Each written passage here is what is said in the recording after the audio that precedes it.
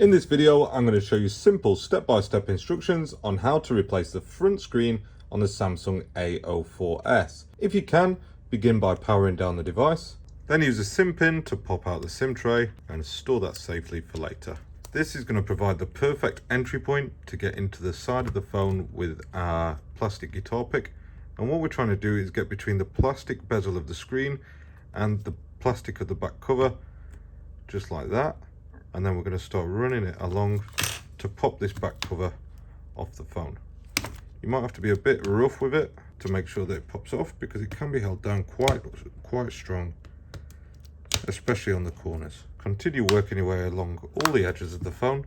Be careful around the button areas, because there's sometimes a flex cable on these, because there's a flex cable on this one, and you don't want to cut through that. Again, it's tough on the corners, but with the right amount of pressure, you'll be able to pop it off, and then it opens up just like that. Make sure you don't lift it away too quick or too jerky, because there is that flex cable just there. So I just fold it over like that. Then we're going to get to work removing the screws, holding down the shield up the top. On this model, you can pop out this camera lens cover, so use some tweezers to get underneath it and then just sort of peel it off like that. Store it in there for later, and that means that we can now get a plastic prying tool and just disconnect that flex cable so that we're not going to damage it whilst we're working up here. There's 7 crosshead screws holding down the back plate up at the top, so go ahead and remove those now. These are all the same size, so you don't have to worry about muddling them up, but make sure that you don't lose them, because they can be a pain to find, especially if you drop them on the floor.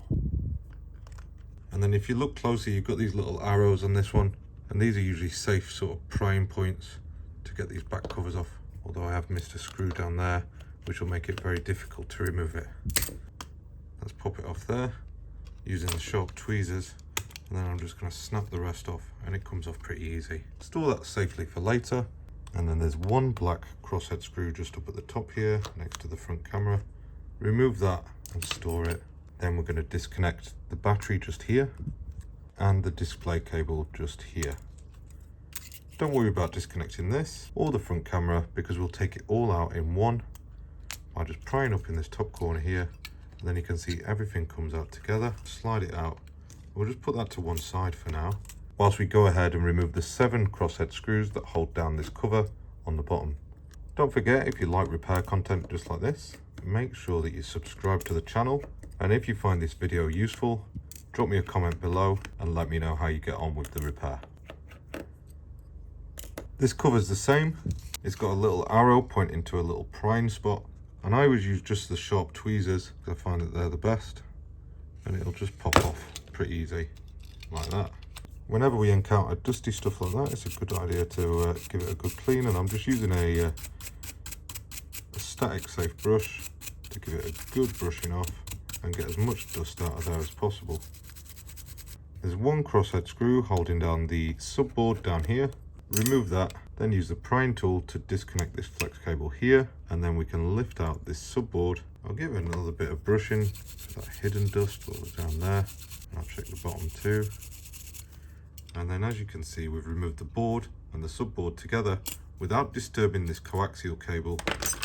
I always leave those connected because there's always a risk that if you remove them, you could damage them, whereas keeping it together means there's absolutely zero risk of damaging it, unless you get some scissors and snip it or something. Don't let the intrusive thoughts win. As with just about all Samsung repairs that we do on this channel, we'll be using a genuine Samsung service pack. I'll try and leave a link in the description below if I can find a suitable one that will work for you. So the way that these come is, this one's even got a battery included as well, which is a rare one. I'm not sure why we've got it with the battery, but I'm sure I've paid through the teeth for that. Anyway, if you need to remove the battery, I'll go through removing it from this one. What you generally find is that they come with the frame like this. Usually you have to swap the battery over, obviously in this case not. We need to put the vibration motor in there. We can see we've got the ear speaker, so we don't need to remove that from the old one. And we've also got the loudspeaker down here, so we don't need to remove that either. And they'll just get recycled. Same with the buttons. Some of them will come with buttons, some without.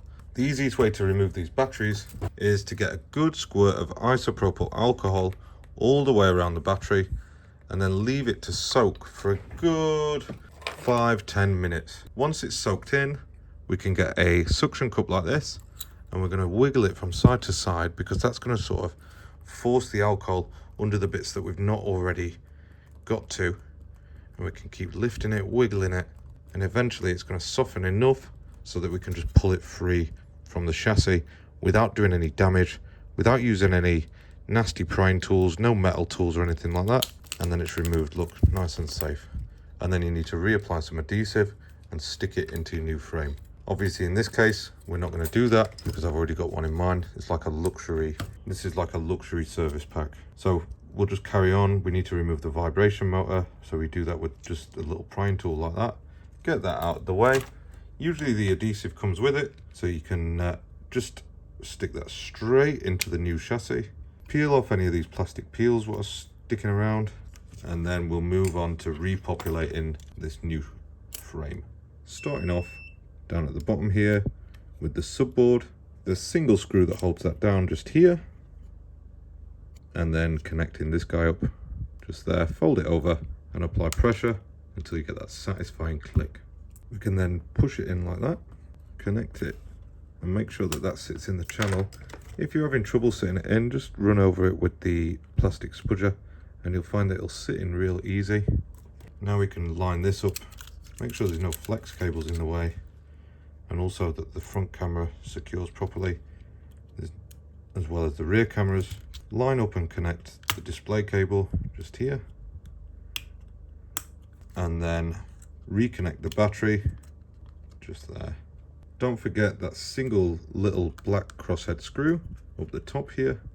Secure that down, and then we can get that plastic cover that goes over the top of everything, making sure that it clips into place real nice, and then we'll re-secure the 7 screws that hold that down.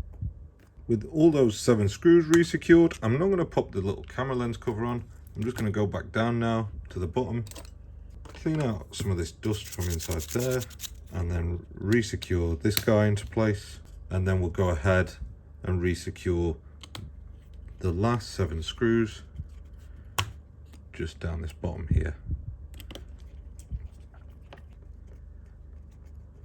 We're just going to perform a quick visual check to make sure that there's no screws missing, everything's sat correctly, there's not going to be anything catch when we put the back cover on.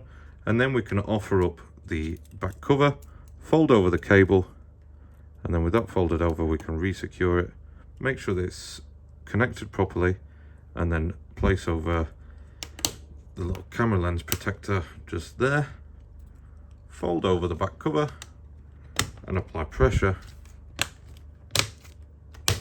to secure it all down, making sure that it sort of snaps into place and that there's no wonky bits, and it's all good. Don't forget the SIM tray. I always forget the SIM tray. And then we can power on the device. And that's another repair complete. Thank you for watching, and see you next time.